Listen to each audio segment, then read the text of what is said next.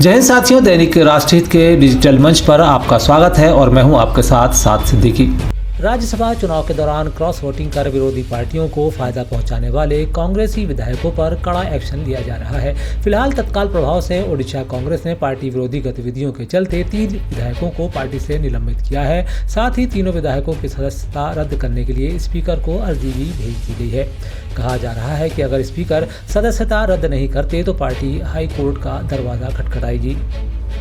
मध्य प्रदेश सरकार की आयोजक कैबिनेट में जनहित में कई महत्वपूर्ण निर्णय लिए गए हैं, जिनके बारे में कैबिनेट मंत्री चैतन्य काश्यप जानकारी दे रहे हैं। वे कहते हैं कि बैठक में प्रदेश के किसानों के हित में कई निर्णय लिए गए हैं, जिनमें गेहूं पर 40 रुपये प्रति क्विंटल बोनस देने के पूर्व निर्णय को स्वीकृति प्रदान की गई है। साथ ही लोक निर्माण विभाग के अंतर्गत विकास कार्यों के लिए 4,525 करोड़ की राशि स्वीकृत कर प्रदेश में अधोसंरचना विकास को नई गति देने का कार्य भी किया जा रहा है। माननीय मुख्यमंत्री जी द्वारा एक महत्वपूर्ण जानकारी दी गई है।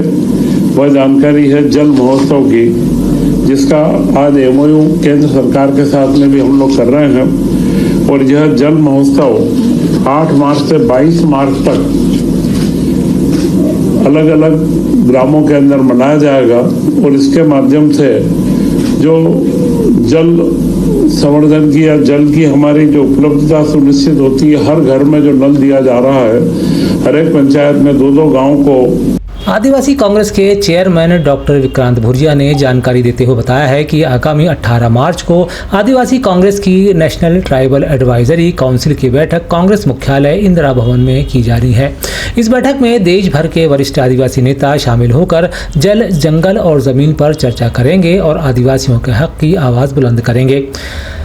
डॉक्टर भुरिया ने अपील करते हुए कहा है कि नेशनल ट्राइबल एडवाइजरी काउंसिल का संकल्प है कि आदिवासी समाज को राष्ट्रीय स्तर पर मजबूती मिले। वे अपील करते हुए कहते हैं कि इसलिए ज़रूरी है कि आप सब इस संकल्प का हिस्सा बने और मूल निवासियों की आवाज़ को देश भर में पहुंचाएं। जोहार साथियों, 18 मार्च को नई दिल्ली में इंदिरा भवन में आदिवासी कांग्रेस की ऐतिहासिक नेशनल ट्राइबल एडवाइजरी काउंसिल की बैठक आयोजित होने वाली है। इसमें पूरे देश से आए वरिष्ठ आदिवासी नेतृत्व बैठकर जल, जंगल, जमीन पर चर्चा करेंगे और कैसे इस देश के आदिवासियों को बचाया जाए। ये एक मौका है पूरे देश में आदिवासियों को आवाज देने का मिले।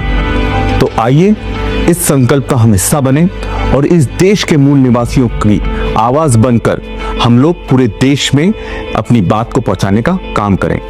जय आदिवासी मिले।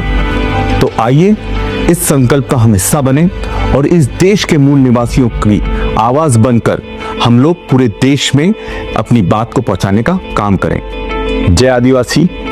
देश में रसोई गैस यानी एलपीजी को लेकर हाहाकार मचा हुआ है। कई राज्यों में सिलेंडर की भारी किल्लत देखी जा रही है। पश्चिम एशिया में बढ़ते तनाव का असर अब सीधे भारत पर पड़ने लगा है, ऐसा दिख रहा है। गैस सप्लाई प्रभावित होने से कीमतों में भी तेजी आई है। मध्यम वर्ग और गरीब परिवारों के लिए रसोई चलाना मुश्किल होता जा रहा है। होटल और छोटे व्यवसाय भी इस संकट से जूझ रहे हैं। हालांकि सरकार हालात संभालने की कोशिश में है, लेकिन फिलहाल राहत के संकेत दिखाई नहीं दे रहे हैं। मध्य प्रदेश में राज्यसभा चुनाव को लेकर सियासत गर्मा गई है। तीसरी सीट को लेकर बीजेपी की स्थिति मजबूत मानी जा रही है। वहीं कांग्रेस के भीतर असंतोष और क्रॉस वोटिंग की आशंका भी जताई जा रही है। कुछ विधायकों की नाराजगी भी सामने आ रही है, जिससे मुकाबला और दिलचस्प हो गया है। अब सबकी नज़र विधानसभा के गणित पर टिकी है।